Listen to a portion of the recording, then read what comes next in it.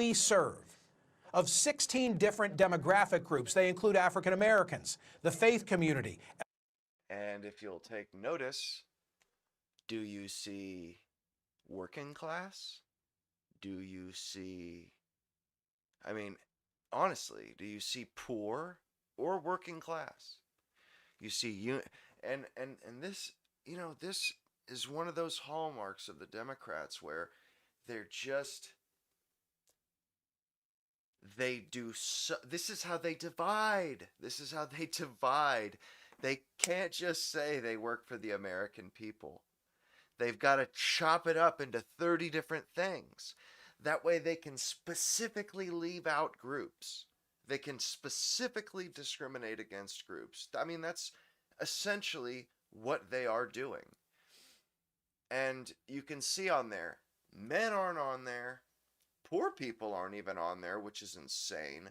Uh, working class people aren't on there. Instead, they put union members and families, young people and students. Women's on there. They say young people and students. They've got to be intentionally vague there. But at the same time, they're right on the money when they make no bones about advocating for women. But man, you don't see not a damn one of those things. It's like they only advocate for men out of sheer obligation because you so happen to belong to a minority group or some minority or other. LGBTQ plus community, rural Americans, and women, but not men. Which brings me to today's poll question at Smerconish.com. Are policy solutions necessary to address the plight of young men who are underperforming in schools?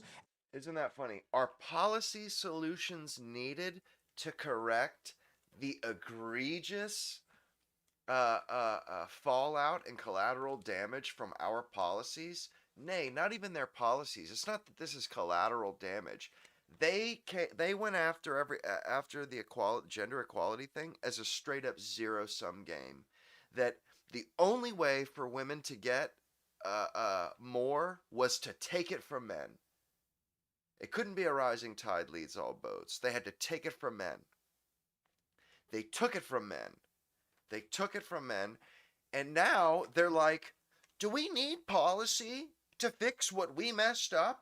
And they dress it up all fancy and whatnot to make it seem like that they were not they're not the directors, they're not the ones that advocated for this exact outcome. That literally, they started out, we want to raise women up and we're going to tear men down.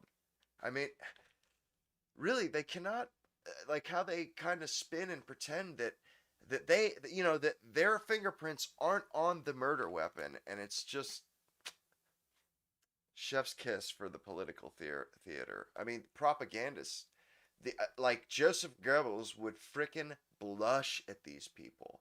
He would blush at the propaganda. Leading unhealthier lives than young women. Go vote. Joining me now is NYU Business School professor Scott Galloway, host of the podcast Prof G. Scott, of course. It really bothers me how they refuse to make value judgments unless it comes to men. They would never say that women live an unhealthy lifestyle. They would never say that black people live an unhealthy lifestyle. Never. Never. They would never say that Native Americans live an unhealthy lifestyle. All three of those groups live a terribly unhealthy lifestyle. Women, they're sleeping around, I mean, they're not happy.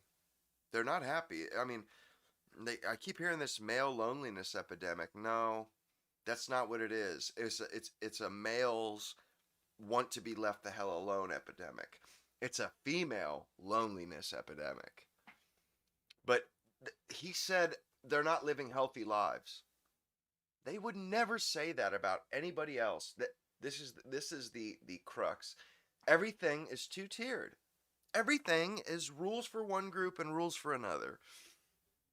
It's stark with everything. That's how the Democrats play politics. We're going to treat this group better than this group.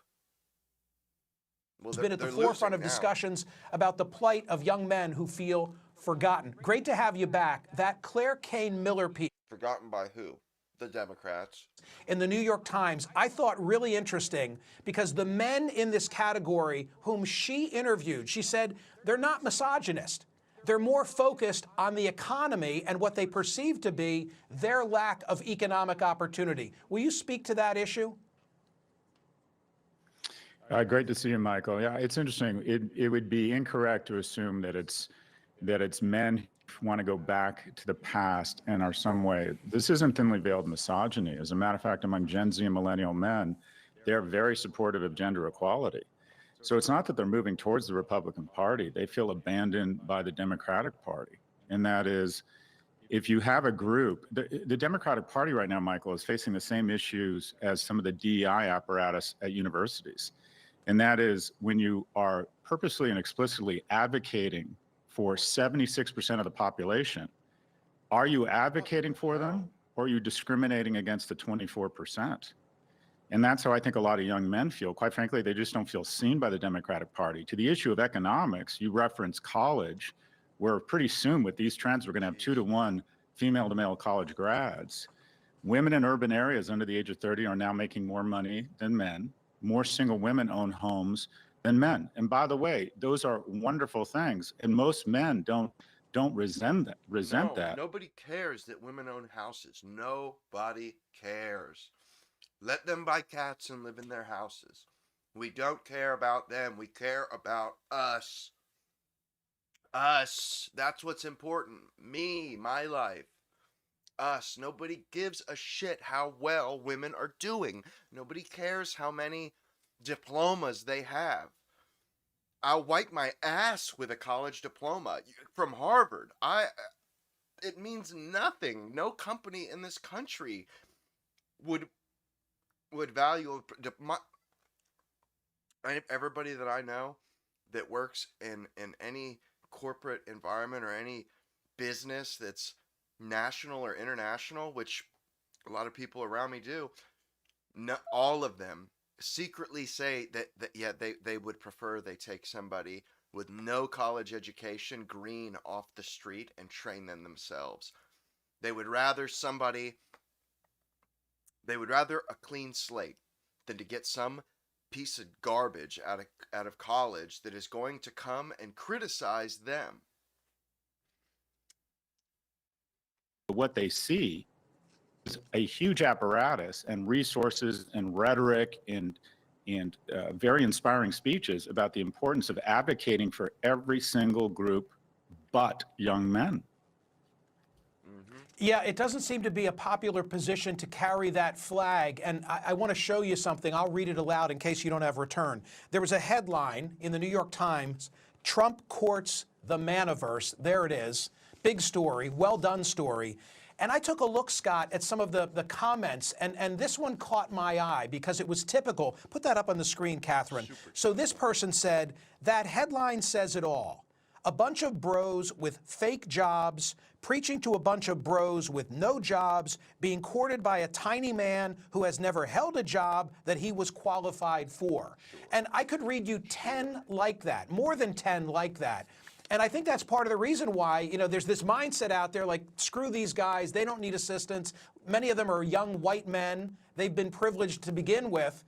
What would you say to those who aren't showing the sympathy for the demographic we're talking about? It's simple. Should a 19-year-old who has fewer opportunities educationally, fewer opportunities professionally, what happened to wood, metal, and auto shop? You have an education system that's highly biased against them. Boys are twice as likely on a behavior-adjusted basis. It's as simple as this. If you create a society that shits on men, that berates men, constantly attacks men, puts them at the bottom rung of society, you will destroy your society. You will destroy your society. There is no doubt about that. and as it should be. There's no other way it can be. If you make your society so that men don't benefit from it, they don't benefit from defending that society. They don't benefit from propagating that society. Why would men defend a society that asks or that expects everything from them, and not only gives them nothing in return practically, but denigrates them for giving, for creating the society? This is how societies die. This is how societies die. You take the will away from a society's men to defend it, and it's over. It's over. You know, like, you bash men, we guard you while you sleep. We literally guard you while you sleep. You get to sleep. People get to sleep soundly at night because of men. They get to live in a fantastic culture because of men. And it's like, or in the Great Depression, or in people that lived off the beaten track, like in the Ozarks. You know, the country people, sharecroppers, people that hunted and ate their game, their game at the end of the day. You know, when the wife cooked the dinner after the father came home with the game, the father got the biggest piece, and he got his first because he was the one who got the meal, the animal. This was understood, and that if you did not, as they say, you know, like in, I don't know if it was in concentration camps or in really tough situations, men will forego eating. They will starve themselves so that their kids can eat, but it ends up that their kids end up dying in the end more often, simply because the man dies. If the man doesn't stay healthy and stay strong, eventually he dies, and then the kids die. So the man's health is number one. Because without him, the kids don't survive. It doesn't matter anymore at that point. And it just, man, it's just, like society, it's really, we've the Democrats, they've gotten so far beyond the pale.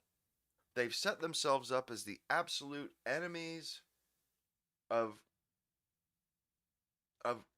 average everyday people, and everything it means to be average and everyday. All the things that we love about America, they're terrible. And more or less, they've set themselves up as the counterculture.